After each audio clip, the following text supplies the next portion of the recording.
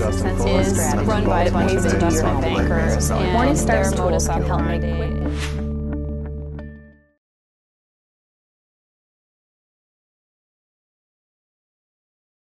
Je voudrais remercier Morningstar pour cette invitation et d'avoir l'opportunité de vous présenter nos prévisions économiques et de marché. Mais je voudrais profiter du précédent panel pour les remercier d'avoir expliqué ô combien c'est difficile de faire des prévisions économiques et de marché. Je vais réaborder les thèmes qu'ils ont traités à différentes reprises. Il y a pas mal de thèmes intéressants. Ce que je voudrais dire par rapport en introduction à ce que disait le panel précédent, il y a eu une grande évolution des marchés et de l'économie, bon, ça, tout le monde l'a compris, et que les difficultés dont on parle à faire des prévisions économiques, elles nous ont amenés, nous en tant que gérants obligataires, à revoir notre façon de réaliser nos prévisions. Et donc, il y a eu deux grands changements ces dernières années que vous avez certainement compris. Le premier concerne évidemment la mondialisation et la financiarisation de l'économie. Ces deux éléments nouveaux font que les modèles économétriques, hein, toute la théorie économique historique ne fonctionne plus. Et donc BNP-PAM, c'est bien entendu adapté. Et donc aujourd'hui, on va sélectionner, selon les conditions actuelles économiques, plutôt des indicateurs clés qui nous permettent de réaliser nos prévisions. Évidemment, c'est pas si simple et on essaie bien entendu de tenir compte de toutes les informations puisque vous l'avez compris, on est informé tous les jours d'un grand nombre de choses et surtout en zone euro, sur le risque État notamment. Et cette évaluation permanente des discussions sont le deuxième point que je voulais évoquer, c'est que depuis la crise, à la fois les gouvernements et les banques centrales veulent intervenir, veulent sauver leur économie, sauver leurs banques, sauver leur industrie. Et donc ça entraîne dans tous les pays du monde, hein, et ça entraîne constamment des réévaluations des scénarios économiques et donc de marché. Et donc là, je vais vous présenter aujourd'hui le travail du gérant obligataire qui, lui, va chercher au contraire, par rapport au panel qui m'a précédé, on va chercher, nous, à déterminer l'économie pour voir les grandes tendances. Un gérant obligataire ne peut pas faire sa gestion, sa valeur ajoutée sur du trading, sur du stock picking, du choix des valeurs. Il doit au contraire essayer de trouver les grandes tendances. Alors quelles sont les grandes tendances ? Bien entendu qui concernent la zone euro. Hein. Si vous avez des questions pour le global, je vais me tenir à la zone euro. Le premier point, qui est assez important pour la zone euro, ça concerne les pays émergents. La croissance, elle est tirée, la croissance mondiale, par les pays émergents depuis la sortie de crise. Alors ça a été évoqué à plusieurs reprises tout à l'heure pour deux raisons principales. La première, c'est que ces pays émergents ont tout axé leur croissance sur l'investissement local. Et donc cet investissement local, tout doucement, se traduit par une redistribution de la croissance localement. Alors même en Chine, ça commence à se voir. Ça n'est pas encore très important, mais ça commence à se voir. Et surtout, ça a été dit par Bouvigny tout à l'heure, il y a un point important, bon, c'est le tableau qui est à droite. Pourquoi ? Parce qu'une bonne partie des pays émergents n'ont pas encore fait le travail de maîtriser cette croissance. Alors cette croissance, je serais assez d'accord avec le panel précédent, elle n'est pas forcément si bonne pour les actions émergentes, il faut juger. Par contre, elle va exister puisque les États finalement la laisse se développer. Alors c'est un tableau qui est un peu compliqué, mais qui consiste à dire une chose, c'est que les taux d'intérêt comparés à l'inflation locale sont tout à fait insuffisants aujourd'hui, même s'ils ont remonté, pour contrecarrer cette croissance. Alors cette croissance, elle est importante parce que, évidemment, elle a une pérennité qui ne tirera peut-être pas les marchés actions, mais par contre qui va tirer, et qui tire déjà, évidemment, la zone euro. Alors le premier qui en a bénéficié, bien entendu, c'est l'Allemagne, les pays d'Europe du Nord. Et tout doucement, cette croissance qui a commencé par les exportations dont ont bénéficié les pays d'Europe du Nord, elle se voit aussi dans certains pays d'Europe du Sud. Alors il y a deux exemples. À gauche, c'est la France. À droite, c'est l'Espagne. La France voit ses exportations progresser depuis l'été dernier et l'Espagne depuis l'automne. Et bien entendu, pas seulement vis-à-vis des pays dont je vous parlais, mais aussi, évidemment, par rapport aux partenaires européens du Nord qui ont vu leur croissance déjà repartir.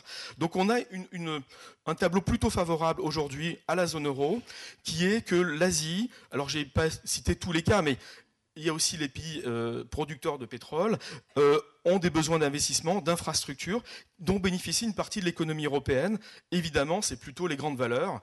Tout à l'heure, ça a été évoqué. Et donc, ça permet d'avoir une croissance qui se développe et qui permet de dire qu'aujourd'hui, on est sorti de la crise et qu'on a effacé la crise dans les grands pays. Alors, bien sûr, vous connaissez les exceptions aujourd'hui.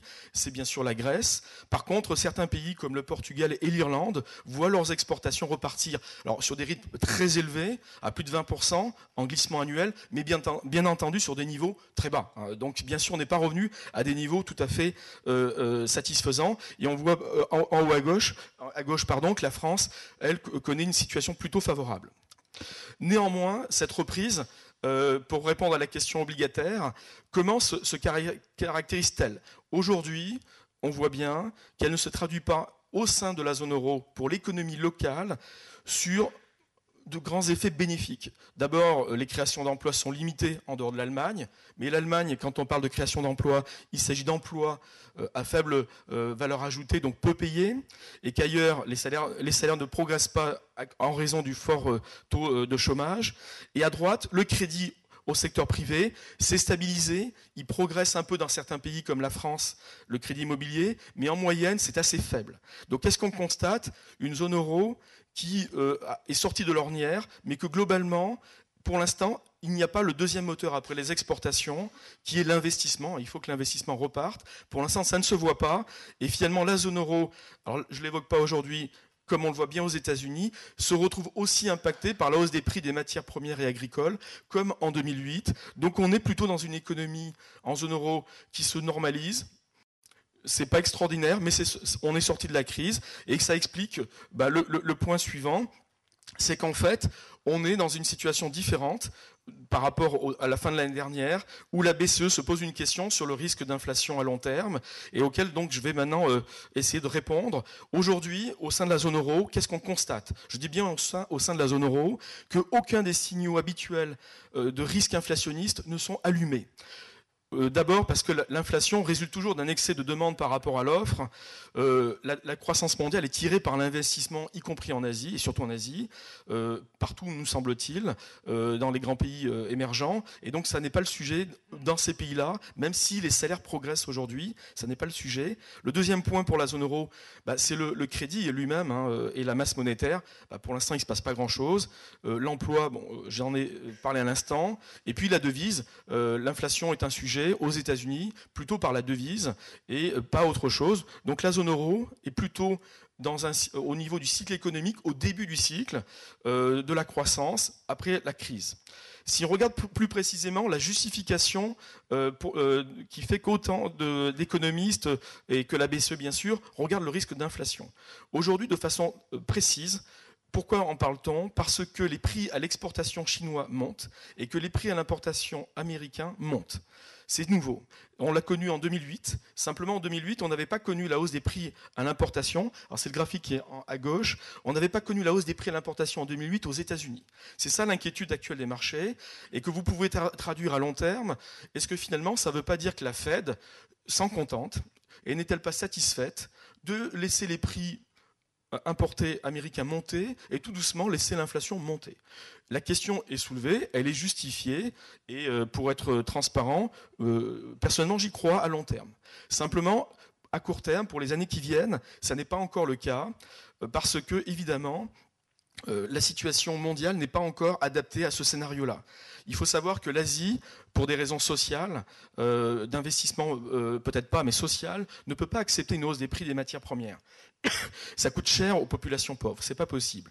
Ensuite, l'inflation à ce stade du cycle n'est pas possible parce qu'il y a un excès d'endettement. Lorsque l'endettement est déjà là, vous ne pouvez pas faire remonter les prix, c'est trop tôt. Et on le voit bien aux États-Unis, les ménages sont déjà surendettés. Et la chute d'activité américaine aujourd'hui, elle provient du fait que les ménages étant déjà surendettés ne peuvent pas aujourd'hui satisfaire l'offre qu'on leur propose, et donc les prix ne peuvent pas monter à ce stade du cycle. Pourquoi les prix montent? C'est ce qui a été dit tout à l'heure au panel précédent. Tout simplement, il y a une demande de développement très forte en Asie, au Moyen-Orient, dans les pays émergents, qui crée une demande. Et cette demande, elle est amplifiée comme je l'indique en haut à droite, tout simplement par l'excès de liquidité.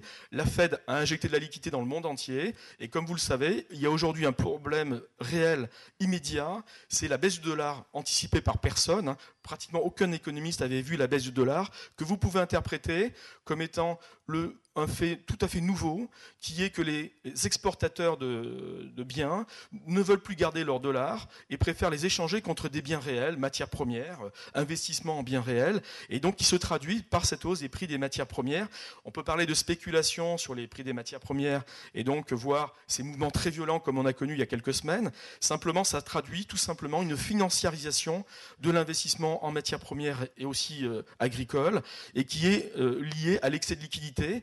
Évidemment, pourquoi les matières premières ont corrigé il y a quelques jours, vous l'avez compris, c'est que c'est la fin de la deuxième politique monétaire de quantitative easing de la Fed, et donc fin juin, il n'y aura plus de support à la liquidité, il y aura une nouvelle phase de marché, et donc le marché a corrigé sur les matières premières pour cette raison-là, et donc nous pensons qu'effectivement, aujourd'hui, le vrai risque de l'inflation, il viendra des États-Unis par le truchement des pays émergents lorsqu'ils l'accepteront. Et comme c'est indiqué sur le document suivant, on se rend compte qu'aujourd'hui, cet excès de hausse des prix des matières premières et alimentaires, en fait, et c'est en haut à gauche, il est tout simplement, comme en 2008, provoqué par l'absence d'indexation localement des prix énergétiques dans les pays d'Asie. En Asie, vous ne payez pas les prix des matières premières au prix du marché, ce sont des prix administrés. On avait connu pareil phénomène en 2008, c'est-à-dire qu'en Chine, lorsque l'essence monte de 70% aux États-Unis, elle gagne à peine 15%. Donc ça veut dire que vous ne payez pas le prix, il n'y a pas d'élasticité de la demande au prix, et ça explique l'excès peut-être aujourd'hui. Et bien entendu, il existe un moment, et c'est le cas depuis un mois et demi, où les Chinois finalement acceptent, parce que ça coûte très cher, de faire monter les prix localement. Vous constatez que depuis un mois et demi qu'ils l'ont fait, comme par hasard, les indicateurs économiques chinois faiblissent un petit peu. Je pense que ce n'est pas un hasard. C'est sûr que si vous payez l'essence au prix en Chine, vous avez intérêt à construire une usine en Chine à ce niveau-là. Il n'y a pas que l'essence que vous payez à ce prix-là. Donc c'est l'ajustement dans les pays émergents des prix énergétiques avec un effet de retard qui explique les tendances actuelles et donc qui pour nous vont entraîner un ajustement sur les prix. Alors simplement, je l'ai mis à droite, sur les salaires, c'est trop tôt, le problème ne se pose pas, y compris en Chine. Franchement, la Chine, on part de niveaux très très bas de salaire. Ils augmentent beaucoup, de 20%, c'est vrai. Mais vous savez que la part des salaires dans les prix de biens que l'on achète en zone euro ou aux États-Unis, c'est même pas 5%. Donc même s'ils gagnent ces salaires 20%, c'est à peine 1%. Les marges sont de 30-50%. Donc pour nous, ce qui compte pour l'Asie, les pays émergents, c'est trouver les prix finaux auxquels on achètera, nous, Européens, Américains. C'est pas le contraire. Donc aujourd'hui, le problème ne se pose pas. Pour nous, il se posera dans 2-3 ans, au prochain cycle, pas maintenant. Alors pour parler de la BCE, parce que c'est le sujet important pour nous, c'est que la BCE a décidé de changer de politique monétaire. Je pense qu'elle l'a fait clairement, elle l'a dit clairement. Le principe de la BCE pour nous est assez clair. Il ne correspond pas du tout à ce que font les banques centrales des autres pays industrialisés. La BCE considère qu'une fois qu'on est sorti de la crise économique et que la crise financière se normalise, en dehors de quelques cas, la BCE veut revenir à une politique neutre, c'est-à-dire à des taux d'intérêt neutres, autour de 2%, peut-être un peu plus haut l'an prochain, parce que les prévisions économiques se trouvent normales, mais en même temps, la BCE n'a pas, selon nous, d'autres objectifs, puisque comme je l'indique à droite, la discipline qu'il faut peut-être rappeler de la zone euro a entraîné des baisses de salaire, surtout dans l'industrie, dans beaucoup de pays comme l'Espagne. Donc les vrais indicateurs de la BCE nous paraissent pas aujourd'hui être en place. La BCE est plutôt dans une logique différente.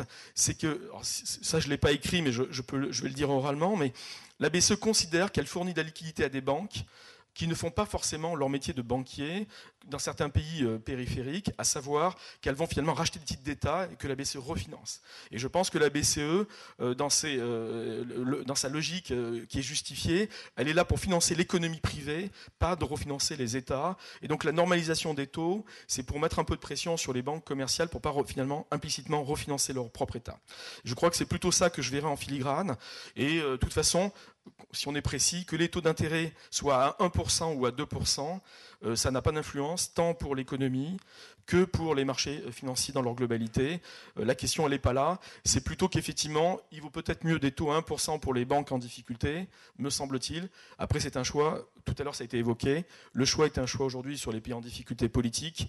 Et donc, les taux à 1 ou à 2, ce n'est pas forcément le plus important. Si on regarde le marché obligataire par rapport à ce contexte de normalisation des taux courts, finalement, c'est ce que j'indique à gauche, nous constatons que les taux d'intérêt réels en Allemagne, c'est-à-dire le taux d'intérêt de référence de la zone euro, auquel on enlève le taux d'inflation, eh bien on reste autour de 2%, malgré le contexte économique, malgré la crise des pays périphériques. La dette d'État allemande, qui est la seule vraie dette AAA au monde, c'est le seul taux vraiment AAA au monde, nous paraît pas finalement si cher. Et si vous intégrez la prime que paient certains États comme la France ou d'autres émetteurs privés, finalement les taux d'intérêt sont plutôt normaux. Et nous on constate surtout qu'aujourd'hui, c'est indiqué à droite, que le marché anticipe une rapide remontée des taux, puisqu'on pense que dans les marchés financiers que les taux d'intérêt de la BCE sont rapidement vers 2,5%.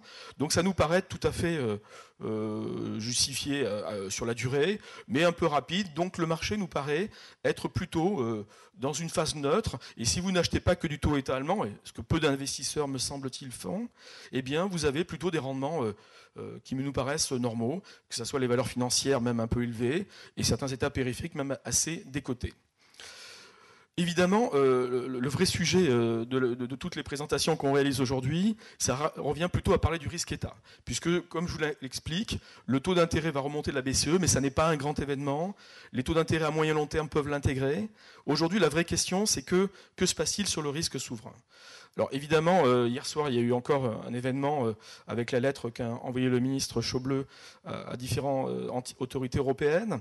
Ce que je voudrais dire aujourd'hui, c'est qu'il y a des points importants qu'il faut souligner avant de parler de quelle peut être la sortie et les solutions. Le premier point, puisque je dirais en tant que gérant obligataire, on est de plus en plus mis à contribution dans les discussions. J'ai fait partie d'une délégation d'investisseurs, alors qui comprenait des gérants, des portefeuilles de banque et des hedge funds. On était une vingtaine de personnes à visiter à Athènes le gouvernement, la Banque centrale, le Trésor et le FMI. Qu'est-ce qu'on comprend de la crise aujourd'hui ? C'est que la zone euro, elle est constituée de pays qui sont tous malheureusement différents pour des raisons historiques. Que chacun malheureusement a une situation différente. Que la normalisation des économies, des systèmes bancaires prend du temps et des économies encore plus. Et que quand vous écoutez les différentes entités, vous avez quand même une vision assez, je dirais, simple, me semble-t-il, qui consiste à dire que la zone euro, c'est d'abord une construction politique et sociale, avant d'être économique, et que pour nous, jusqu'à aujourd'hui, tous les hommes politiques, tous les gouvernements, ainsi que les autorités européennes ont confirmé leur volonté de maintenir la zone euro et de faire les efforts nécessaires. J'ai reçu avec mon équipe à Paris lundi 2 Länder allemands. C'est toujours amusant d'écouter les Allemands parce que les Allemands ont fait une réunification il n'y a pas si longtemps. Et il y avait un Länder de ex-Ouest et ex-RDA. Et que disait le Länder de l'Ouest, un des plus riches ? Il disait, mon collègue ministre des Finances du Länder de l'Est, eh bien nous on a convenu que les écarts économiques, pourtant ils sont tous allemands au départ, on a convenu qu'il fallait 30 ans au Länder de l'Est pour converger vers ce qu'on fait en Allemagne de l'Ouest. 30 ans. Pour vous dire l'état des choses. Aujourd'hui, tous les hommes politiques ont conscience, les gouvernements, les autorités ont conscience de ça, y compris le FMI. Donc les solutions aujourd'hui, les problèmes aujourd'hui, c'est qu'on a fait un plan un peu court. 2013 est un plan très court dans la mesure où qu'est-ce qu'on fait en premier ? On a fait le contraire de la stratégie américaine. On a voulu faire la réduction de la dépense publique. Tous les pays de la zone euro, peut-être un peu moins d'ailleurs la France et le Portugal, ont mis l'accent sur la réduction de la dépense. Alors c'est très bien, simplement ça provoque une chose, comme vous l'avez tous vu, c'est la chute d'activité économique. Donc quand on veut, un an plus tard, comme en Grèce, réanalyser le problème, vous le faites au moment où on est au pire de la situation économique. Et aujourd'hui, bien sûr, on ne peut pas tirer grand enseignement de la situation en Grèce par rapport à il y a un an. Et le drame, c'est qu'aujourd'hui, quand vous écoutez les différents éléments que j'ai pu entendre à Athènes il y a quelques jours, la défense du gouvernement, c'est de dire, et ce qui est tout à fait vrai, ils ont appliqué toutes les les réductions de dépenses qu'on leur avait demandées. Simplement, ce sont les revenus qui se sont effondrés. Et à ce stade, vous n'avez aucun élément, et même les gens que j'ai rencontrés du FMI, pour dire que les Grecs ne sont pas de bonne foi. Le gouvernement actuel n'est pas de bonne foi. Il est trop tôt pour juger. Hein. Vous ne pouvez pas juger. Les premières mesures ont été prises, votées en avril 2010. On est sur les chiffres de mars 2011. C'est beaucoup trop court pour juger. Et la bonne nouvelle, c'est que la zone euro est constituée de pays qui ont tous un patrimoine, une histoire longue, et qui ont tous des réserves et des richesses, y compris la Grèce. La Grèce, par exemple, est un pays de sous-efficacité économique. La Grèce a plein de possibilités de développement économique. Le gouvernement les mettra-t-il en œuvre? C'est une vraie question, et à ce stade, personne ne le sait. Donc pour moi, la conclusion que je voulais dire en quelques mots, c'est que finalement, quel est le vrai problème? C'est qu'il faut longtemps pour faire quelque chose. Donc vous avez compris que les gouvernements et le FMI veulent rallonger le plan aujourd'hui. Simplement, on ne peut pas le faire sans trouver un financement de la Grèce entre-temps, et qui est très coûteux, comme vous l'avez compris, et qui entraîne toutes les discussions aujourd'hui. Simplement, sur le fond, alors ça touche plus les actions, il n'y a pas de discussion sur le fond, puisque de toute façon, c'est ce qu'ont proposé les Français, et que le gouvernement français, M. Trichet, c'est qu'on va administrer les pays en difficulté. Il n'y a pas d'autre choix au sein d'une zone euro, puisque tous les pays ont une situation économique normale, même la Grèce, je suis désolé de le dire ainsi, on peut les gérer dans le temps, et que qu'est-ce qui compte, et c'est ce que je mets dans mon document, qu'est-ce qui compte dans la durée, ça n'est pas l'endettement, ça n'est pas vrai, c'est le taux de financement de la dette par rapport à la croissance économique. Il n'y a que ça qui compte, c'est ce que même le FMI a admis, ça provoquera une nouvelle récession. Si vous restructurez une dette, vous faites au moins 2 ans de plus de récession. Donc 2 ans de plus de récession, ça veut dire 2 ans de plus de paiement. Parce que la récession, c'est la pire des choses. La première variable d'un budget d'un État, c'est la croissance économique. Donc au contraire, il faut restaurer la croissance, en tout cas c'est notre point de vue, et ça réduira le déficit, quoi qu'il en soit. Et ce n'est pas la coupe des dépenses qui réduit. Donc aujourd'hui, il y a un débat de fond qui consiste à dire, est-ce qu'on a confiance ou pas avec les États en difficulté? C'est ça la vraie question. Et à ce stade, on n'a pas encore, évidemment, pour la Grèce, la réponse. Et c'est un peu la tension actuelle des marchés. Alors simplement pour résumer, c'est un problème politique, mais comment on mesure le problème? C'est cette page-là.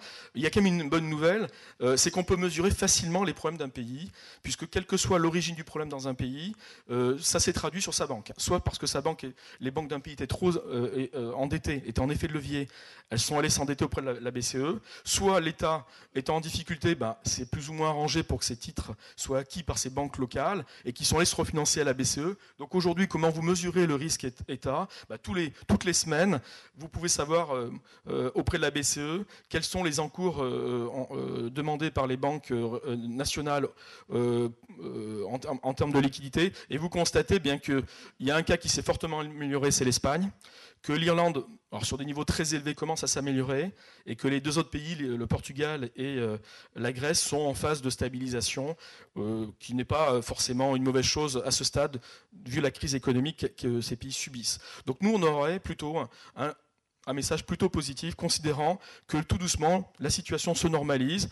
Le vrai problème, comme vous l'avez compris, c'est plutôt la Grèce, et que la Grèce n'a pas de vraie solution à court terme, et que pour nous, il n'y a pas d'autre solution que de laisser la Grèce d'abord laisser repartir son économie. C'est ça qui est important. Il ne faut pas oublier que on ne parle pas d'économie, on parle de population, de gens qui votent, et que pour nous, il est quand même important d'avoir la dimension sociale d'un pays. On est quand même dans des situations difficiles dans certains pays, et qu'on ne peut pas toujours gérer à la vitesse que l'on voudrait. Et il nous semble que la Grèce a des solutions. Donc je vous parlais de financer la Grèce à des taux plus bas que le niveau actuel de marché, et auquel prête la zone euro. Alors après, je voulais juste conclure sur toujours ce que j'aime bien, c'est l'analyse relative du marché obligataire, parce qu'on s'est livré un exercice pour nos clients que je vous présente aujourd'hui, et je finirai par ça, qui est toujours très intéressant, c'est qu'on dit que les taux sont bas. Alors c'est vrai que les taux d'intérêt État, AAA et de la Banque centrale viennent de connaître pratiquement plus de 15 ans de baisse.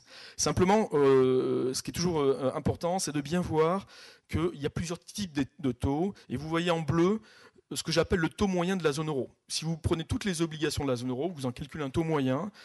vous voyez que la moyenne est un peu supérieure à 4% à peine, et qu'aujourd'hui on n'en est pas très loin. Bien entendu, ça n'est pas un taux homogène, hein, le taux euro. Le taux État allemand est très bas, français un peu plus haut, et puis les autres États périphériques plus haut. Et bien sûr, qu'est-ce qui est déprécié aujourd'hui, comme vous le savez, le panel en a parlé juste avant, c'est les taux des banques. C'est les taux d'intérêt auxquels se financent les banques. Simplement, pour nous, le taux d'intérêt des banques, c'est finalement l'économie, et on pense, comme on l'a déjà vu, que les banques ne peuvent pas aller... on soutiendra toujours les banques quoi qu'il arrive, et donc on pense qu'on peut accepter cette prise de risque. Et surtout, ça se traduit, évidemment, par le document qui est là. C'est que si on analyse les fluctuations de taux, alors depuis 1996, alors j'ai pas pris 94, c'est vrai, mais j'ai pris 96 pour montrer la phase de convergence, parce qu'aujourd'hui on est au sein d'une zone euro, avec une banque centrale qui est vigilante, qui, comme elle le montre aujourd'hui, luttera contre les risques inflationnistes par avance, quelles que soient les tensions, même importantes comme aujourd'hui. Et on constate que historiquement, si on prend tous les taux d'intérêt des différents émetteurs, qu'il y a une grande stabilité dans la durée, qu'il y a eu des très fortes années de gains. Alors en bleu, vous avez le rendement annuel de l'indice Merrill Lynch, toute valeur de la zone euro, et en rouge, vous voyez les variations de taux chaque année. Vous voyez qu'en 1999, les taux ont progressé de 1,5%, ce qui a entraîné une baisse de 70% de la performance, mais qui a été rattrapée les années suivantes.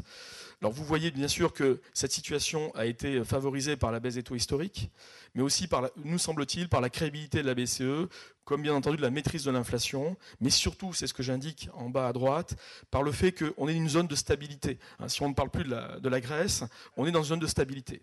Et donc, je finis juste en conclusion, si on était à revenir au niveau de taux tel que l'on aurait si la croissance était satisfaisante en zone euro, donc c'est 2006, eh bien, si on tient compte du risque bancaire qui est dévalorisé et de certains pays qui sont vraiment décotés comme l'Italie et l'Espagne, la Grèce ne joue quasiment pas, bien sûr, le retour à cette période-là ferait un gain de 3%.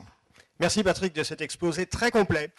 Alors, on va prendre quelques minutes quand même pour... on n'est pas en avance sur le programme, mais on fait circuler le micro. Monsieur. J'ai peur de ne pas avoir très bien compris votre démonstration sur la Grèce. Il me semble que votre conclusion, c'est que c'est très compliqué et qu'on ne peut pas prendre de décisions rapides et qu'il faut laisser le temps au temps et que les choses s'arrangeront. Mon impression initiale était qu'au contraire, la situation est telle qu'il n'est pas possible aujourd'hui à la Grèce, quelle que soit sa croissance et les efforts qu'elle peut réaliser, de rembourser ou au moins de limiter l'expansion de sa dette. Et que la situation actuelle, si on la maintenait, ne pouvait qu'empirer les choses. Donc il y a une espèce de contradiction que je ne comprends pas bien. Oui, je vous en prie. En fait, je l'ai évoqué, pour nous, au sein d'une zone euro où il y a quand même, me semble-t-il, une solidarité, le point important, c'est le taux auquel on refinance sa dette. Le point important, c'est le taux de refinancement de la dette. Quand on analyse tous les défauts des États dans le monde entier depuis plus d'un siècle, c'est jamais le niveau d'endettement qui compte. On n'est pas d'accord avec ces raisonnements-là. C'est le taux auquel on refinance la dette par rapport au niveau de croissance. Il n'y a que ça qui compte, nous semble-t-il. Mais si l'Europe prêtait à 3, 4 ou 5%, vous pensez que la Grèce s'en sortirait? Oui, absolument. Si elle prêtait un taux plus bas, la Grèce s'en sortirait. Parce que qu'est-ce qui compte, monsieur? C'est le modèle économique. Et donc je ne voudrais pas parler à la place des différentes autorités de tutelle jusqu'au FMI. La Grèce est un pays qui a une capacité de développement économique que nous, on a jugée tout à fait importante, tant sur le tourisme, sur le shipping, etc. La Grèce, c'est pas un pays, je ne veux pas comparer avec d'autres pays qui ont fait faillite dans le passé. Vous avez des pays qui ont fait faillite parce qu'ils n'étaient basés en termes économiques que sur les matières premières, sur des matières agricoles. La Grèce est un pays qui a une économie normale. Le problème, c'est tout ce qu'on vient de voir en termes de gabegie, d'évasion fiscale, parce que ce que je n'ai pas évoqué, j'étais un peu rapide, c'est que, bien sûr, le problème de la Grèce, c'est pas leurs dépenses sociales, c'est pas leurs dépenses en général, c'est l'évasion fiscale surtout. Et c'est un problème qu'ils vont peut-être résoudre ou pas. J'ai pas dit que j'étais optimiste sur la Grèce dans la durée. Je dis simplement que pour les 2 prochaines années, on ne sait pas si le gouvernement actuel a fait les efforts nécessaires ou pas pour obtenir la croissance dans la durée dont je vous parle, qui paierait les intérêts que l'on pourrait proposer à la Grèce à un taux normal. Il faut savoir que la zone euro pourrait être solidaire par rapport au fait quand même que les premiers exportateurs vers la Grèce, vous savez que ce sont les entreprises allemandes et françaises, surtout allemandes d'ailleurs. Donc je pense que c'est plus une question politique comme ça a été évoqué, parce qu'on est dans des pays qui ont une économie qui est normale, qui n'est pas une économie mono-activité. Une dernière question, Oui. et puis, alors, une question Oui, et une réponse synthétique. La question précédente était difficile. Hein. C'est vrai, mais la beauté de la réponse tient aussi dans ça. Oui. Oui, alors très rapidement, votre analyse est tout à fait pertinente, et notamment concernant la réflexion sur le fait que la véritable notation, je dirais, devrait être fondée sur la capacité de croissance et un peu moins sur le taux d'endettement. Est-ce que cet élément est réellement pris en compte par les agences de notation qui ont quand même très fortement dégradé la note de la Grèce et qui vont peut-être aussi dégrader les notes d'autres États? Est-ce que c'est cette vision que vous avez, qui est une vision dynamique et qui est tout à fait pertinente, est-ce que c'est un élément qui est pris en compte par ces agences? Merci. Pas du tout, évidemment. Les agences mettent en avant l'autre partie de l'équation, c'est le taux de financement, tout simplement. Bravo, alors là... on fait une pause. Patrick Barbe ne se sauve pas, il reste avec nous. On se retrouve devant le buffet. Il y avait madame et monsieur qui avaient des questions. Vous retrouvez Patrick Barbe, il reste à notre disposition. Merci beaucoup, c'était très clair.